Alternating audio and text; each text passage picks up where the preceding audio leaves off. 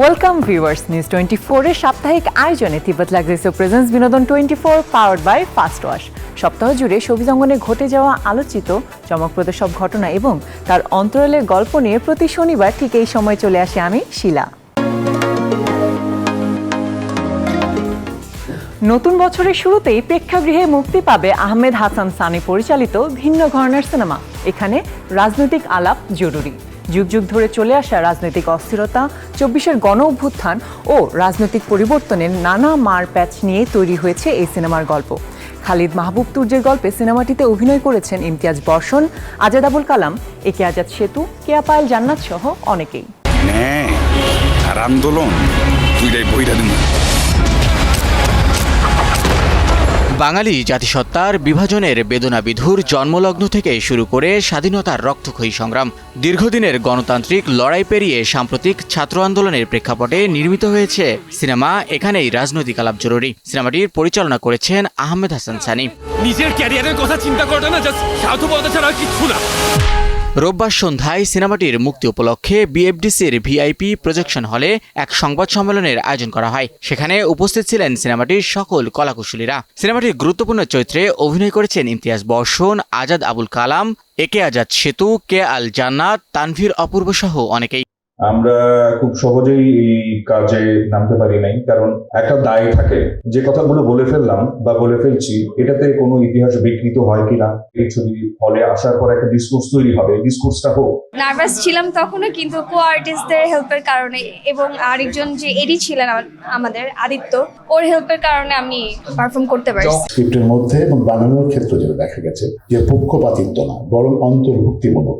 এবং আমরা কেউ ইতিহাসের বাইরে না, ইতিহাসের যেসব অনুষঙ্গের সাথে আমরা সরাসরি জড়িত, তার কিছু কিছুকে আমরা বলতে পারি যেটা আমি ধারণ করি না, এর সাথে আমি নাই, কিন্তু আসলে আপনি আছেন। খালিদ মাহবুব তুর্যের গল্পে সিনেমাটি পরিচালনা করেছেন আহমেদ হাসান সানি। বাংলাদেশকে উৎসর্গ করে নিজের প্রথম সিনেমা নির্মাণ করা প্রসঙ্গে এ নির্মাতা জানান, তো গল্পটা আমরা প্রথম ড্রাফট যখন পড়েছি তখন আমার মনে হলো যে গল্পটা একটু এদিক সেদিক করলে it has a lot of heart, এবং এটা একদমই বাংলাদেশকে নিয়েই বানানো। এই জন্যই আমরা আমাদের সিনেমাটা উৎসর্গ করছি বাংলাদেশকে, যে বাংলাদেশপন্থী বা বাংলাদেশের কথা খুব, আমাদের রাজনৈতিক বাস্তবতার কথা খুব কমই আমাদের নাটক সিনেমায় আসে ইদানিংকালে। এ টকিং ট্রেস প্রোডাকশনের ব্যানারে নির্মিত সিনেমাটির সহ প্রযোজনায় রয়েছে শ্যামল বাংলা মিডিয়া। সবকিছু ঠিক থাকলে আগামী 16 জানুয়ারি সারা দেশের প্রেক্ষাগৃহে মুক্তি পাবে সিনেমাটি। তারা যাতে সুস্থ সবলভাবে ফিরে আসে। শাহিন শুভ, নিউজ 24। হিন্দু মুসলমান যদি এক থাকতো সেটা ব্রিটিশরা মানত।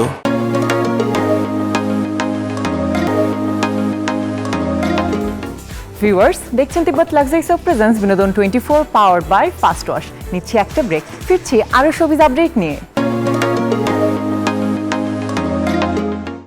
ওয়েলকাম ব্যাক ভিউয়ার্স, দেখছেন তিব্বত লাগছে প্রেজেন্স বিনোদন 24 পাওয়ার্ড বাই ফাস্ট ওয়াশ। চলুন দেখে নিই শোবিজ দুনিয়ার আরো কিছু আপডেট। ডার্ক থ্রিলার ঘরানার গল্পে এবার নির্মিত হয়েছে ক্যাপিটাল ড্রামার নতুন নাটক তালাশ। হাসিব হোসেন রাখির পরিচালনায় নাটকটিতে অভিনয় করেছেন আনোয়ারুল আলম সজল, কাজী নওশাব আহমেদ, রাশেদ মামুন অপু, শাহেদ আলীর মতো একঝাঁক তারকা। গত 24 ডিসেম্বর মুক্তি পাওয়ার পর থেকেই দর্শকদের দারুণ প্রশংসায় ভাসছে নাটকটি। ঢাকা আসছেন কেন? ভার্সিটিতে ভর্তি হতে আসছিলাম। আপনার ইনফরমেশনে তো গাফলা লাগছে। মানুষের ভেতরে দ্বন্দ্ব, ভালোবাসা আর প্রতিবাদের গল্পে নির্মিত হয়েছে ক্যাপিটাল ড্রামার নতুন নাটক তালাশ। বসুন্ধরা হাউজিং নিবেদিত নাটকটি নির্মাণ করেছেন হাসিব হোসাইন রাখি। গত 24 ডিসেম্বর ক্যাপিটাল ড্রামার ইউটিউব চ্যানেলে মুক্তি পেয়েছে তালাশ। আর মুক্তির পর থেকেই দর্শকদের ব্যাপক প্রশংসায় ভাসছে নাটকটি। তোমরা কি ধান্দা করতেছো বলো তো? হৃদয়স্পর্শী মানবিক গল্পের এই নাটকে অভিনয় করেছেন আনোয়ারুল আলম সজল, কাজী নওশাব আহমেদ, রাশেদ মামুন অপু, শাহেদ আলীর মতো একঝাঁক তারকা। রহস্যে ঘেরা এই গল্পে অভিনয় প্রসঙ্গে নিজেদের দারুণ অভিজ্ঞতার কথা জানিয়েছেন তারকারা। প্রথমত আমি 1 বছর পরে নাটকের শুটে ফিরলাম। আমারই প্রথম দিন কনফিউজড লাগছিল। এতদিন পরে ক্যারেক্টারে ঢুকতে একটু মনে হচ্ছে যেন একটু কষ্ট হচ্ছে। স্কোপ থাকলে আমরা চেষ্টা করি আর কি, আমাদের মতো যারা কাজ করে যাচ্ছেন তারা আসলে ওই স্কোপটাই আসলে পাওয়ার সুযোগ হয়ে ওঠে না। তো স্কোপ যেহেতু পেয়েছি, চেষ্টা করেছি। দর্শকদের যে বিপুল ভালোবাসা পেয়েছি দাগি সিনেমাতে, মানে অ্যাক্টিং করার পর, এটা তো আসলে অনেক বড় একটা ব্যাপার। গল্প বৈচিত্র্য আসলে সবসময় আমার কাছে মনে হয় ছিল। আমি আমার চরিত্রের অবস্থানটা গল্পের মধ্যে, গল্প বলার মধ্যে কিভাবে আছে সেটা দেখেই সবসময় কাজ করার চেষ্টা করেছি। তালাশ মূলত একটি মানবিক প্রতিবাদের গল্প।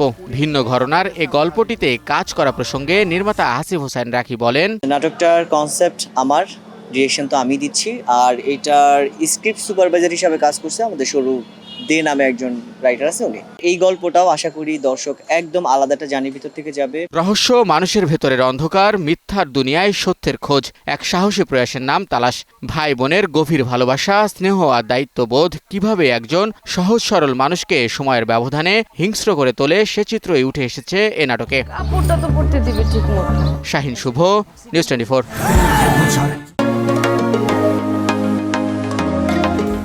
দীর্ঘ 17 বছর পর দেশে ফিরেছেন বিএনপির ভারপ্রাপ্ত চেয়ারম্যান তারেক রহমান। আর তার দেশে ফেরাকে কেন্দ্র করে সামাজিক যোগাযোগ মাধ্যমে নতুন করে আলোচনায় এসেছে প্রয়াত চিত্রনায়ক মান্নার সঙ্গে তোলা একটি পুরনো ছবি। ছবিতে দেখা যায় তারেক রহমানের সঙ্গে হাসি মুখে হ্যান্ডশেক করছেন চিত্রনায়ক মান্না। ছবিটি এখন রীতিমতো ছড়িয়ে পড়েছে সামাজিক যোগাযোগ মাধ্যমে। জানা গেছে, বহু বছর আগে ঢাকা বিশ্ববিদ্যালয়ে টিএসসিতে পহেলা বৈশাখ উপলক্ষে আয়োজিত একটি অনুষ্ঠানে ছবিটি তোলা হয়েছিল। সে সময় অতিথি হিসেবে উপস্থিত ছিলেন তারেক রহমান ও নায়ক মান্না।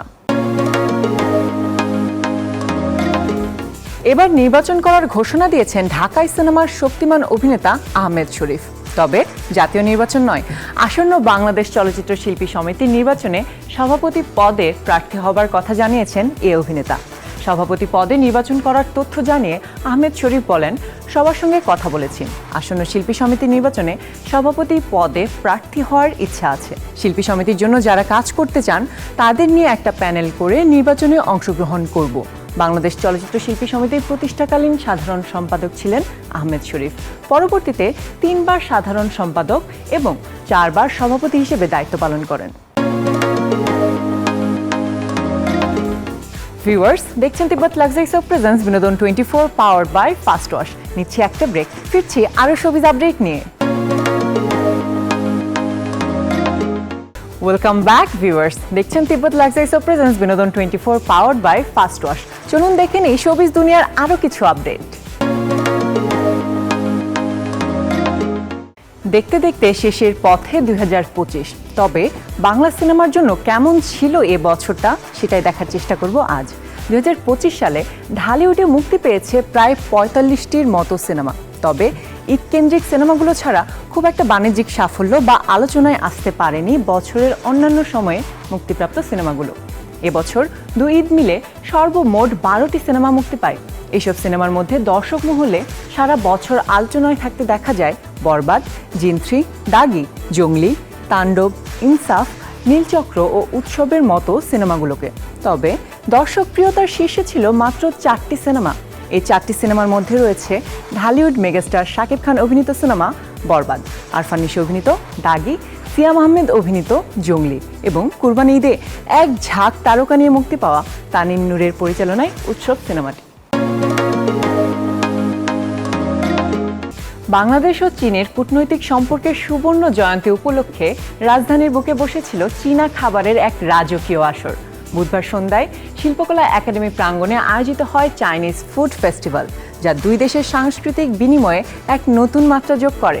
বাংলাদেশের খাদ্যপ্রেমীদের কাছে অথেন্টিক চীনা স্বাদ পৌঁছে দিতে অংশ নেয় ঢাকার স্বনামধন্য বেশ কিছু চীনা রেস্তোরাঁ ও খাদ্য সরবরাহকারী প্রতিষ্ঠান। উৎসবে স্টল সাজিয়ে বসেছিল বাংলাদেশের রেস্তোরাঁ ব্যবসায়ের সঙ্গে যুক্ত ব্যাম্বু শুট, পান্ডা ডাম্পলিং, ইয়নহাং ফুড সিটি, আইসল্যান্ড কফি, হবনবেন, তেপানিয়াকি ঢাকা। চায়না মিডিয়া গ্রুপের বাংলা বিভাগের এই উদ্যোগ ও চীনা দূতাবাসের পৃষ্ঠপোষকতায় আয়োজিত এই ফেস্টিভ্যালটি শেষ হয় 2 দেশের শিল্পীদের জনপ্রিয় কিছু গান পরিবেশের মাধ্যমে। ভিউয়ার্স, শেষ করছি আমাদের সাপ্তাহিক আয়োজন তিব্বত লাক্সারি সোপ প্রেজেন্স বিনোদন 24 powered by fast wash. Showbiz অঙ্গনের আলোচিত সব ঘটনা ও তার অন্তরালের গল্প জানতে দেখতে থাকুন বিনোদন 24। দেখা হবে আগামী সপ্তাহে নতুন আয়োজনে। Stay tuned, news 24।